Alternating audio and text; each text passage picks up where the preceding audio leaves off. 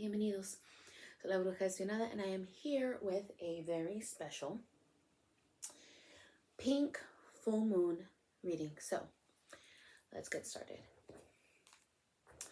Tonight is the full moon in Libra. Ooh, pink full moon.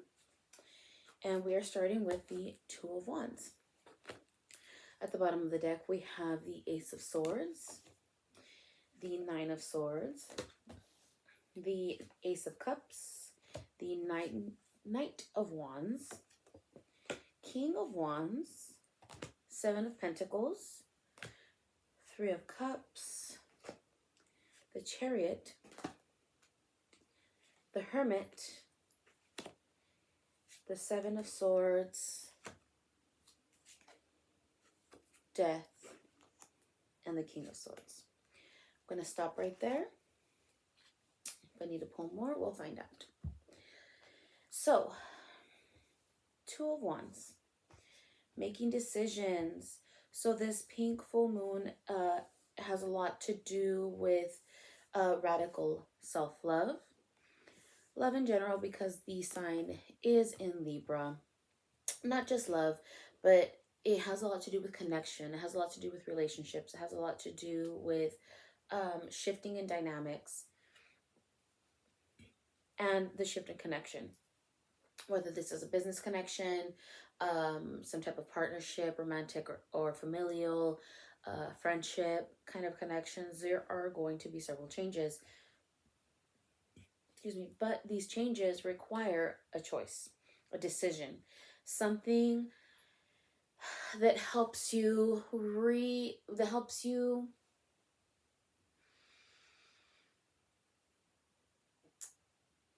I lost the word. So,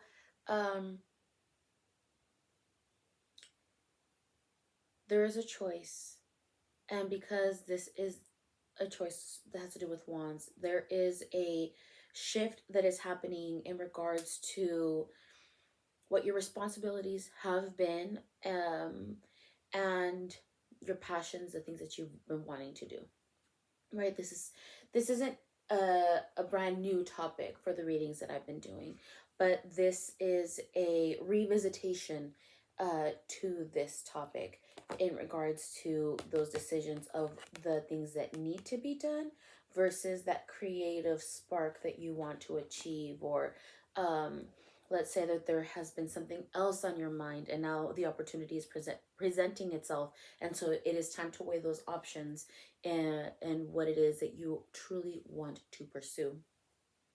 We have the Ace of Swords. The Ace of Swords is a new method of communicating. Chances are that in this situation, you may have felt that this opportunity is being presented to you, and so you want to be able to express this. So let's say there's been promises that have been made to other people, or you've just changed your mind. Things have changed. You aren't the same person that you were a month ago, a week ago, a year ago, 10 years ago. There's a lot of changes that have happened, and there's nothing wrong with that. We are in constant flux of change.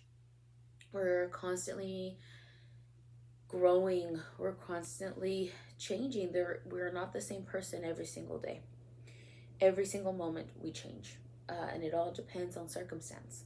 And so we have to be able to express that, and that's what we're learning. We're learning how to harness that type of communication, whereas someone can come in that's known you the majority of your life and tell you, well, and you can express like, hey, this is what I want to do, and that person that you've known forever might be upset and state, well, all of a sudden, like, that's you've never liked that before, or you've never expressed interest in this before. And that's where you're learning to speak up for yourself and state, well, I want this now I want this, and be able to stand in your own power and have that confidence in yourself to be able to express that without shame or fear. And there is a lot of pain and worry because we have that in of Swords. A lot of repressed feelings, a lot of things that we don't get to say because we've been so worried about what other people may think or what other people may say about these changes that you want to make. And it sucks. It's a very heavy burden to carry when people don't want to be accepting of the changes that you've made in your life. But with that understanding of the heaviness of resentment and burden, we have the Ace of Cups. So 2 aces. We have the Ace of Swords, learning and to communicate, how to communicate. And then we have the Ace of Cups. The Ace of Cups is relearning certain emotions, unlearning, relearning, because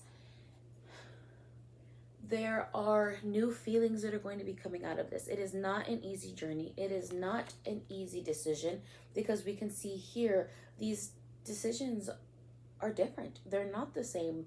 They do not appear to be alike in any way, shape, or form. But that's the thing, that they are both a decision.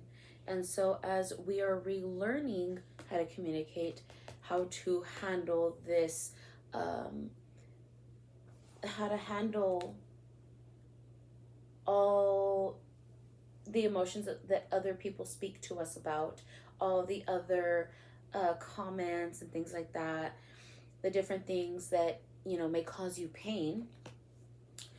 That means that there is a new way of having to navigate these emotions, and how what is going to be said might make us feel. Or maybe that's why we don't want to move forward. We're choosing not to move forward because of the sheer fear of what other people might say. And so that is a feeling to have to navigate through. And this is also a feeling of resentment. Like, if I choose something that others might judge me for, will I be resentful? And then that'll change you towards a bitter lifestyle that you do not want to inhabit.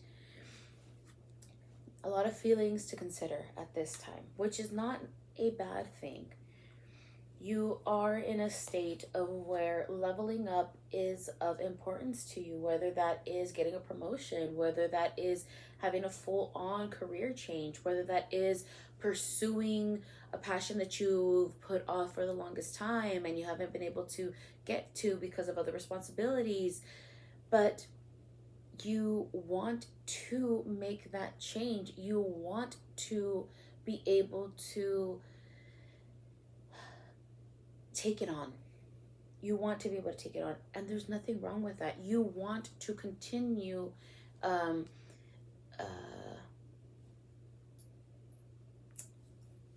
I don't want to keep saying level up. You want to be able to embody that practice, that hobby, that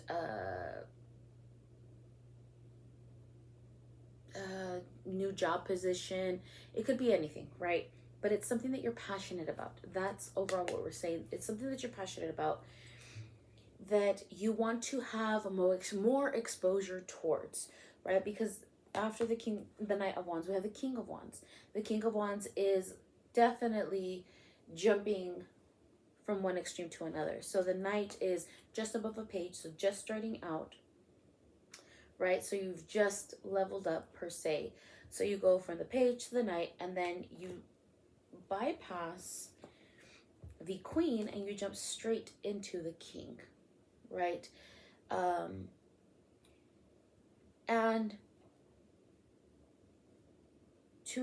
So I'm not going to cover too much on here because I'm going to revisit it. Because then after that, we have the Seven of Pentacles. The Seven of Pentacles is one of my favorite cards because it is that, because as someone who has been a very impatient person, I know many different people that also have that frustration of having to be patient and practice patience, and that's what this card is implying. So the Seven of Pentacles is usually depicted in the right uh, deck as someone who has just planted and they are standing to the side, reclining on a shovel, watching what they've just planted. This is telling you that good job planting, making the effort to plant your seeds, but it's a reminder that you can't just stand there watching to see if the seeds will grow. This is an indicator that you have to keep nurturing in order for the seeds to grow. So once planting is just one part of it. There is many steps that you've taken, right? You've done the groundwork to get to planting the seeds. You've made sure you've done your research, or you've picked out the spot of where you want to make um, this garden, and you've selected what you want to grow, and you've made sure that you've purchased the soil. You really have all the things that you need to plant the seeds. You've planted the seeds. You can't now just stand back and watch it grow. Now you have to tend to it, right? So now you have to ensure that they're getting plenty of sunshine. You're making sure that they're getting plenty of water. You're making sure that there's no birds coming by to eat up the seeds. You have to tend to the garden. You can't just sit around and watch it. You have to continue that practice. So, coming back to the King of Wands, you can't just become a King of Wands. The Knight must put in the work, must continue pursuing they have to continue pursuing that which will help them succeed, advance, and better, right? In order to reach and ascertain this level of what is the King of Wands. What is that ultimate passion? What is it what that passion is? What is it that you want to pursue? What is it that you've been wanting to level up to? Who, doesn't matter what age you are. Who are you trying to be when you grow up, right? That's the question. Who are you trying to be when you grow up? You're trying to be this King of Wands. What is your wand? What is it? And so as you put in the work, this is the reminder, you need to tend to it. You have to be patient. It's not an easy process sometimes. You can, like, for example, today is the full moon in which we do our manifestation practices, right? So if you haven't done so already, before the moon comes up, you want to be able to write out everything that you want to manifest in the statement of that you've already accomplished. I am the King of Wands. I am overcoming these struggles, or I have overcome the struggles. I am successful. I am financially well off. I am the position that I've been applying for. I am emotionally healed. Whatever it is, you can make a huge list. Doesn't have to be one thing. And one practice that I do like to tell people to do is, if they get the chance, is to get a glass container of water that you can drink, and put that list of your manifestations outside, so that the moon can hit it. You put that water on top. Before the sun comes up the next day, take the water in and take small sips of it as you keep manifesting, right? Or not as you keep manifesting, but as you work towards thinking about what you're wanting to manifest, as you continue tending to the things that you want to manifest, right? And so it's an awesome practice. You don't have to do it, but it's one of the things that keeps our mind busy, keeps us in the state of like, oh, I'm tending to it, right? besides actually physically putting in the work to whatever it is that you want to accomplish. But hey, if you get a chance to, right? It's something that, you know, it gives you something to do in the meantime while you're working towards ascertaining this leveling up. So as you work towards all of this, we then have the Three of Cups. The Three of Cups is a symbol of connection, coming together, celebration, sharing hot goss, whatever it is. Three of Cups is that time of celebration. Some people coming together. So whether you're getting together with family, and you know, there's several holidays that are coming up. I think today is the start of Passover if you practice. And then I believe in 2 weeks, next week is Easter. So a lot of spring holidays. And this is the first full moon, I believe, of the spring. So there's a lot of connection, getting together, celebration. This tends to be just overall pretty good news. Now, this could also mean that, let's remember the Nine of Swords here and learning how to communicate, and then with the Ace of Cups of learning how to feel. When we have the Three of Cups, this could also be that reminder of when you're choosing what it is that you're passionate about, what you want, what your determination is. What this could also be is like, hey, that test of that, overcoming that fear of that judgment, coming over that fear of what other people are going to say about the things that you have been pursuing. But that is why we have the Hermit here. The Hermit is that indicator of learning how to harness going within to find what is going to guide you. So as you see here, the Hermit is guided by a bright star. And star card is typically an indicator of hope. And in this instant, when you go inside yourself with the Hermit, you are finding that light, right? That's going to keep you going. Finding that light that's going to give you the strength to speak. That's going to give you the strength to understand your emotions, to learn how to sufficiently emotionally regulate. The Hermit is going to provide you so much insight. And this is going to cause change, whether you like it or not. Because we have the Seven of Swords. We had the Nine of Swords, now we have the Seven of Swords. The Seven of Swords is a bit of a struggle. It is kind of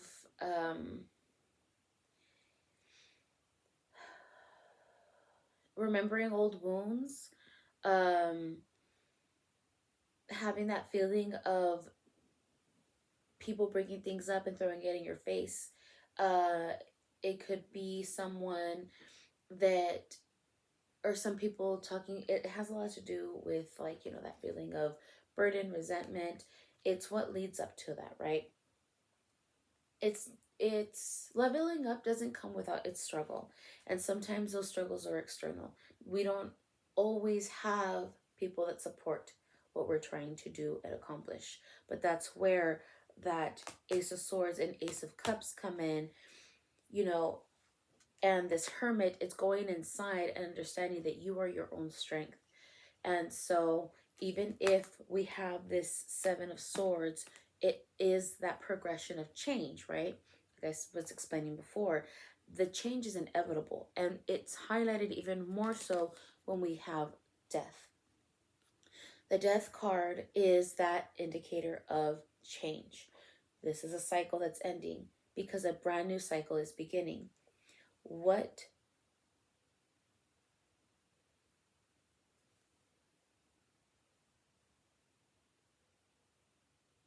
Sorry, I just realized.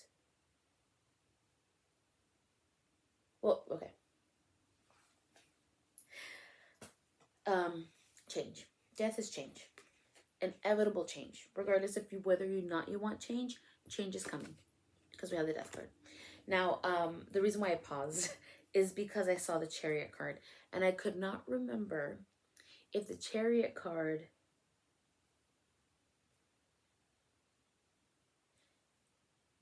came after the Three of Cups or after the King of Swords, which is the next card that I was going to read about. Okay. Anyway, I'm like, oh, I should have had more coffee. Okay, so let's just take it as it is. We just talked about that inevitable change of whether we like it or not. But that's not a bad thing. Death is a beautiful card. It is. It sincerely is, because all this pain and struggle and resentment and inner turmoil and the pressure that other people are putting on you, it sheds because of death. It's just something, a cycle that's closing off on itself, and it sucks sometimes, but that's what that Ace of Cups is here for, because it's that reminder of like, hey, you know what?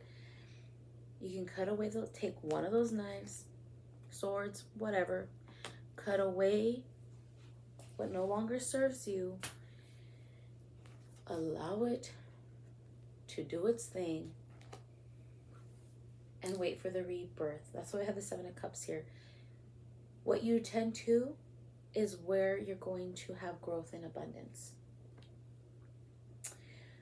This is just a reminder that the choice is yours, right? What you choose to tend to will help you grow. Right? That's another thing here. Similar to what the wands are. What are you going to choose to do? So I have the King of Swords. The King of Swords is the ultimate no bullshit card. This is one of my favorite cards. It's no bullshit. Quit bullshitting. Right? Don't bullshit yourself. Don't bullshit others. Don't let others bullshit you. That's what this card is. It is making the conscious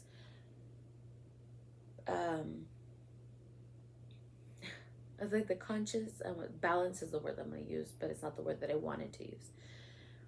A balanced decision, a well-calculated decision, that's what I wanted to say.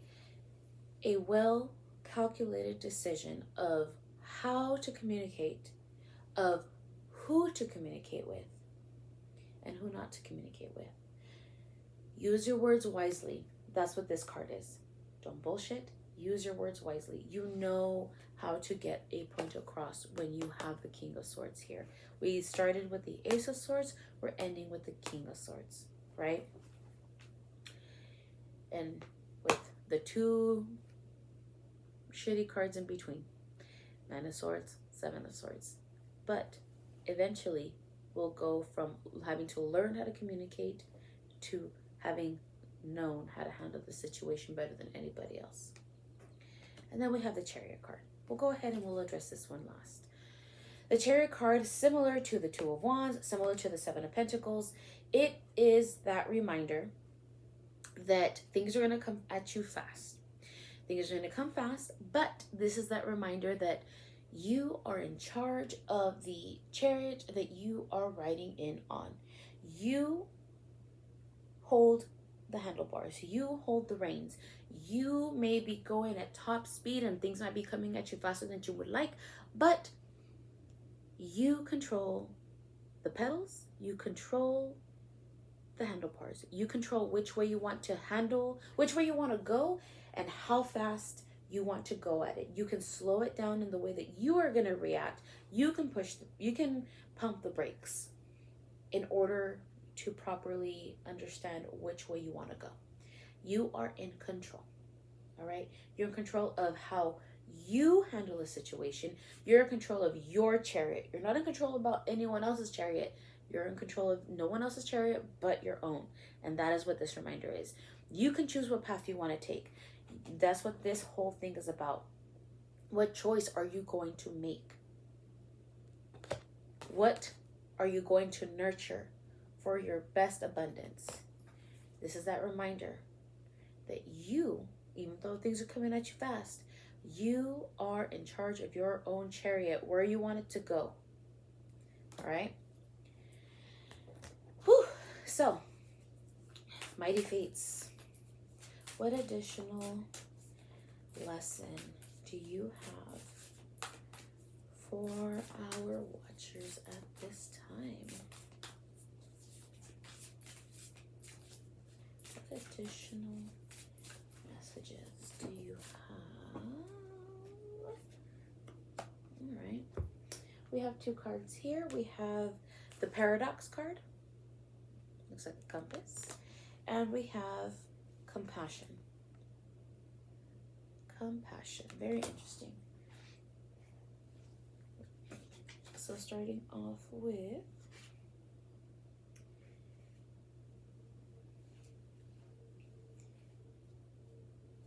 here we go. The Paradox card. This card is a reminder that we can hold two extremes at the same time. Sometimes we focus on things, whether internal or external, and see them as one-sided. But to hold the paradox within us requires strength. To see our most brilliant qualities and our most ugly. To acknowledge that they both live within us is a gateway to growth. Carl Jung said, "The paradox is one of our most valuable spiritual possessions.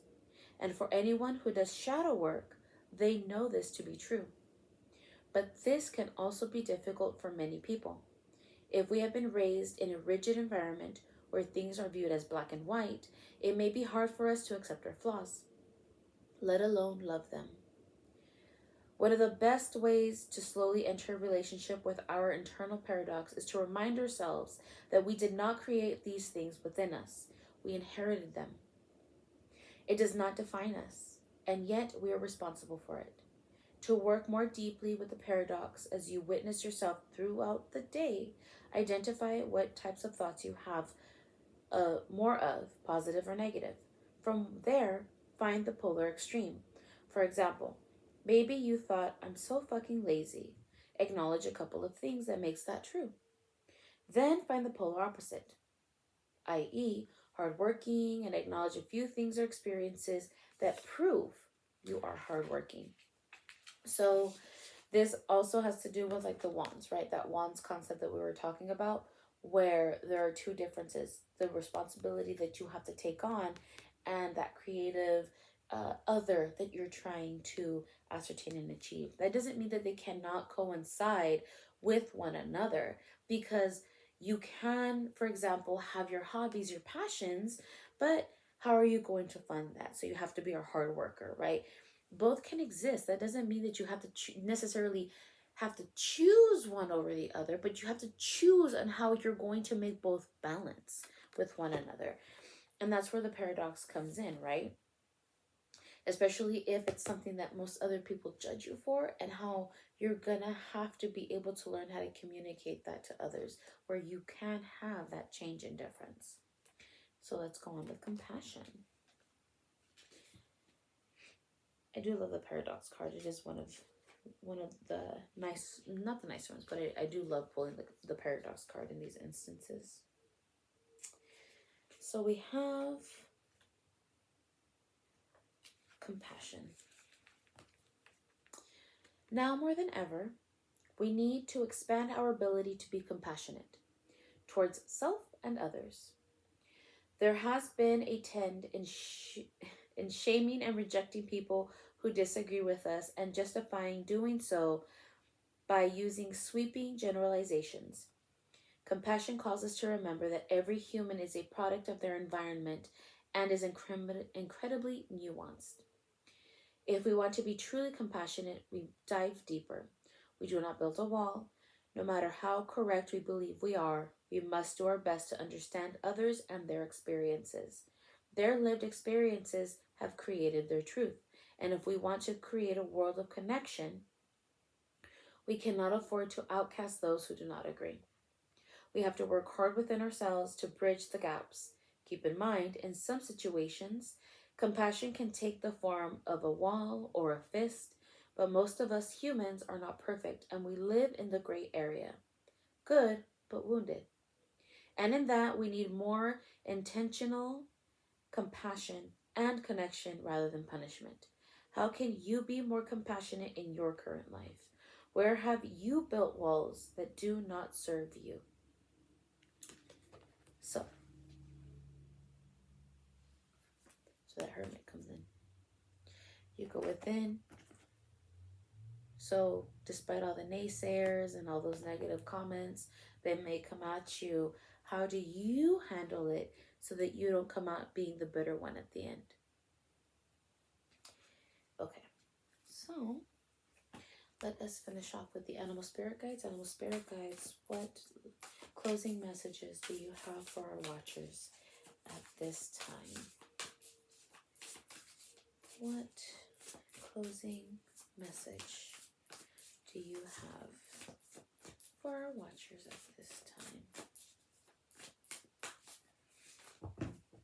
Oh, that's too many. That's too many. Can we have one, please? What closing message do we have at this time? So yeah, this is, oh, fine. So we'll have two instead of just the one. Okay, so this is not a heavy reading. This is a good reading. It's just that indicator of change. Change is really hard to accept, right? So I just saw what the first one was, and it's the whale card. And so, like I was explaining, we have whale spirit, and it's trust the great mystery. Change is always a mystery, right? And then to follow up the concept of the hermit, we have the swan spirit, whose message is time for a deep dive. Which kind of is funny because we have whales, and whales are one of the creatures in the world that dive really, really deep. You know, Koiki deep? I think not. Whale spirit. Whale spirit is an ancient creature who was here at the beginning of time and who has seen everything, felt everything, and heard everything that has ever transpired on this planet. In the hidden realms where all things must gather first before manifesting into form, whale spirit is the keeper, singing the soul of the whole world from the deepest water of the coldest seas. When whale spirit appears, it is a reminder that there is a great mystery that you must accept without intellectually trying to understand it. Some things cannot be known by the mind, only experienced through the heart, through intuition, and through peripheral senses that part the invisible veils separating the visible world from the great manifesting consciousness in the hidden realms. Now is the time for you to immerse yourself in the great mystery of spirit and to trust that within the invisible, what you can't see now are the seeds of your intentions being tended to by angels. Certainty is not offered to you right now. You're being asked to trust the process of co-creation. Remember that. You are being... Whale spirit reminds you that your primary reality is not that of the material world, but that of the realm spirit, from which the essence of your dreams and desires take shape before arriving as a specific form. You must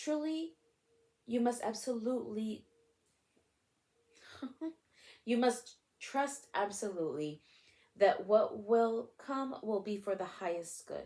Stay in your present moment awareness and allow the hidden realms to hold your intentions safely until it is time for them to manifest in the realm of form. Let go, for you will not be left behind. Some things take longer than others to arrive. It's that patience card. Beautiful message. Beautiful, beautiful, beautiful. Now we will end out on the swan. So, With their graceful long necks, swans are able to reach into the depths. When swan spirit arrives, you're called to take a deep dive beyond what is easily available on the surface. You may think you know what is best for you now, but take the plunge into the depths of your awareness, for there is knowledge you are not aware of and great treasures to discover. Deeper understanding awaits you, and a perspective that comes from greater self knowledge is what you need now to better understand a situation or a relationship. As you come to know yourself oh, wrong one, more intimately, so too will you come to better know others. So, Swan Spirit asks you to go beyond the surface of what is happening between you and others and resist the temptation to judge by superficial appearances. Know that there is much deeper potential for loving connections, forgiveness, and mutual understanding. Choose to dive deep into your why, asking the deeper questions of yourself. You are led by the grace of Swan Spirit. Don't talk yourself into diving deep into something just because you see the potential of things and instead of what they really are now. The necessary work and patience involved may not be the best use of your energy. Have you seen the potential in someone and think that if you love and support them, they will become the person who knows you love them beyond all others? Have you stepped into an opportunity that you know feels too good to be true and might not turn out the way that you hope? Now is not the time for selective, limited perception that can lead to misjudgment. Instead, this is a time for going deep and being honest about what you find as you explore the depths. Have no fear, for whatever you find below will help you love and understand yourself and others and make better choices. Can you sense Swan Spirit calling you to dive deeper and resurface, to choose again? Very deep reading. Very deep. Again, this is all about radical self-love. This is all about like making sure that you're really doing what you need to do in order to best love yourself and therefore being able to better love others. So, again, I sincerely hope this helps, and I'll see you guys